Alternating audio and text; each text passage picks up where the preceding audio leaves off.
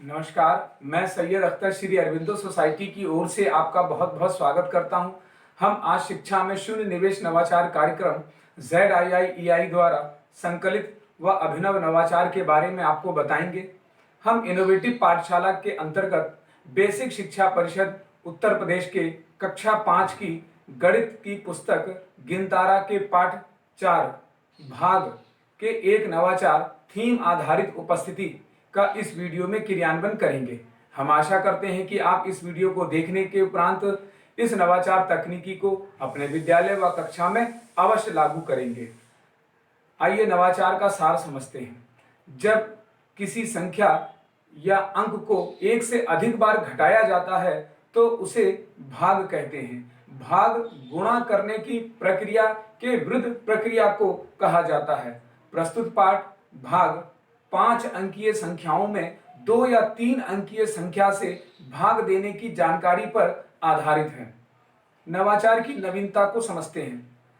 अक्सर देखा गया है कि सभी विद्यालयों में उपस्थिति को एक सामान्य प्रक्रिया में दर्ज किया जाता है, परंतु इसे उनके पढ़ाए जाने वाले पाठ से संबंधित कर दिया जाए तो ये अधिक प्रभावी हो जाता है।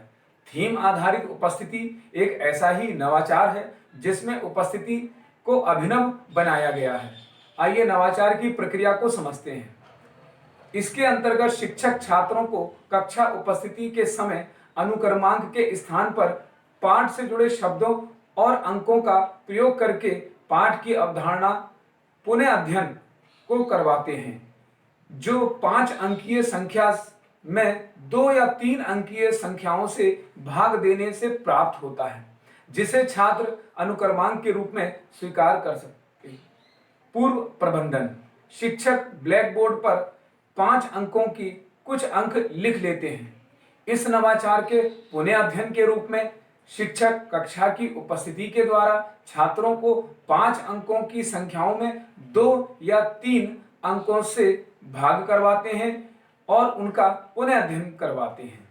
इस नवाचार तकनीकी को लागू करने के लिए कुछ निर्देशों का पालन भी करना पड़ता है, जैसे कक्षा में उपस्थिति के समय जब किसी बच्चे का नाम लिया जाएगा तो वह ब्लैक बोर्ड पर लिखी संख्या की ओर संकेत करते हुए अपने अनुक्रमांक संख्या से भाग करके भागफल बताएगा। दूसरा, शिक्षक छात्रों को अनुशासन में रखते हुए इस गतिविधि को पूरा कराएंगे। आइए इस गतिविधि को कैसे लागू किया जाता है इसे समझते हैं। सबसे पहले शिक्षक रोल नंबर बोलते हैं, जैसे अनुक्रमांक 1, तो अनुक्रमांक संख्या 1 12,532 की संख्या जो कि बोर्ड पर लिखी होती है की ओर संकेत करता है। अब अनुक्रमांक 1 अपनी संख्या 12,532 में 1 से भाग देता है।